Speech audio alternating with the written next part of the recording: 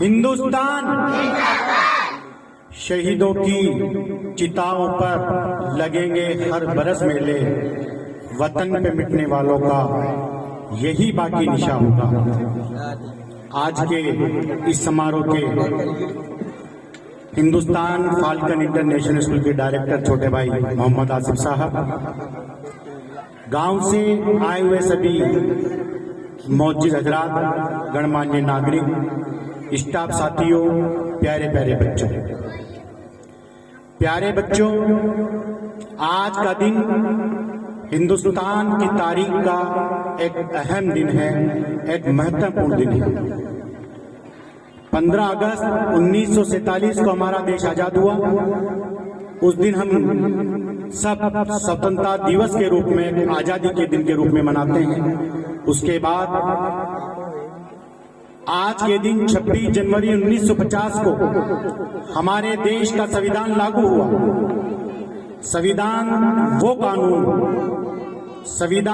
कानून जो किसी भी जिस नियम के तहत, उस कानून के तहत किसी भी देश को चलाया जाता है। आज यकीनन आप और हम सब न्याय के साथ, इंसाफ के साथ बड़ी बड़ी पोस्टों पर हैं, अपने जीवन को खुशी खुशी गुजार रहे हैं। वो डॉक्टर भीमराव अम्बेडकर की देन है। प्यारे बच्चों, जब देश का संविधान लिखा गया और आज हम इसके महत्व को महसूस करते हैं। प्यारे बच्चों, मैं डॉक्टर भीमराव अम्बेडकर बाबा साहब के जीवन की एक कहानी सुनाते हुए अपनी बात को आगे बढ़ाता हूं। हम महसूस करें उनके जीवन की शुरुआत को, जब बाबा भीमराव अम्बेडकर साहब को विद्यालय में प्रवेश के लिए, जब वे विद्यालय में अपने माता पिता के साथ जाते हैं। आपको बालक भीम को विद्यालय में प्रवेश देने के लिए मना कर दिया जाता है और बालक भीम से कहा जाता है कि आपको अगर विद्यालय में प्रवेश लेना है तो इन बच्चों के जूते चप्पलों पर बैठकर पढ़ना पड़ेगा। गौर से सुने सब बच्चे, दुनिया में जो भी लोग महान पोस्टों पर पहुंचे हैं, उनका बैकग्राउंड कोई अच्छा नहीं है, वो कोई अमीर घरों में पैदा नहीं हुए, लेकिन वो शिक्षा के दम पर, तालीम के दम पर आगे बढ़े हैं। तो बालक भीम से कहा जाता है कि आपको बच्चों के चप्पलों पर बैठकर पढ़ना पड़ेगा। सर माँ बाप का सिर शर्म से झुक जाता है, आत्मग्लानि होती है, लेकिन माँ कहती बेटा तुमको इनकी शर्त को मानते हुए पढ़ना है। बालक भीम सोचते हैं मुझे इन सब की बात का जवाब एक पढ़ लिख कर ऊंचे ओहदे पर बैठ कर देना है।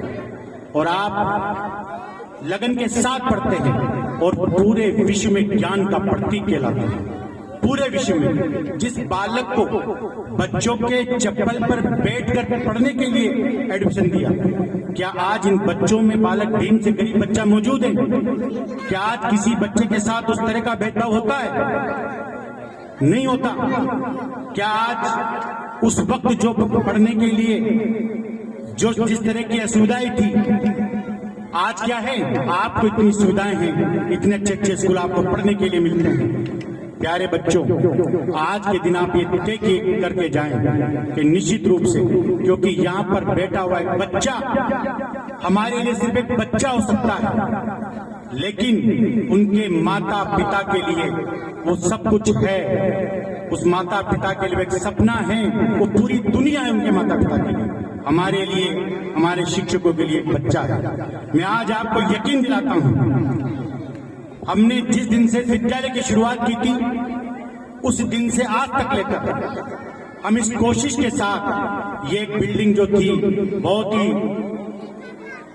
खराब व्यवस्था में थी, हमने इस बिल्डिंग को कोशिश करके ठीक किया। किस तरह से हमने बजट की व्यवस्था की, और आज हमने पहले ही वर्ष में हमारे यहाँ पर सारे बच्चे फर्स्ट डिवीजन 10वीं क्लास में पास हुए।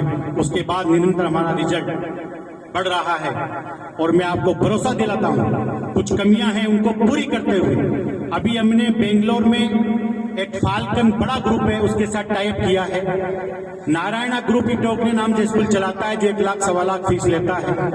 और आपको खुशी होगी, हम सत्र 2025 और 26 में नए सत्र से ई टेक की शुरुआत करेंगे और फीस 1 रुपया नहीं बढ़ाएंगे। इसी फीस में जो फीस हम ले रहे हैं, लेकिन इतना जरूरी कि जो डिस्काउंट हम देते हैं वो नहीं करेंगे और अच्छी एजुकेशन देंगे, ताकि हम यहाँ पर ऐसे बच्चे पैदा करें जिनसे डरकर अमेरिका ने कहा था, अमेरिकियों पढ़ो, अमेरिकी राष्ट्रपति ने कहा था अमेरिका वासियों पढ़ो, हिंदुस्तानी आ जाएंगे। वतन की आन लिख देना, वतन की शान लिख देना, मुझे लिखना कहीं तो आगे हिंदुस्तान लिख देना। प्यारे बच्चों, ये देश हम सबका है और इस देश को संवारने की जिम्मेदारी हम सबकी है। जिसको ईश्वर ने जिस लायक बनाया है वो किसी न किसी रूप में देश की सेवा करें और हम आज ये प्रण लें, डॉक्टर APJ अब्दुल कलाम के सपनों का भारत बनाएंगे, महात्मा गांधी के सपनों का भारत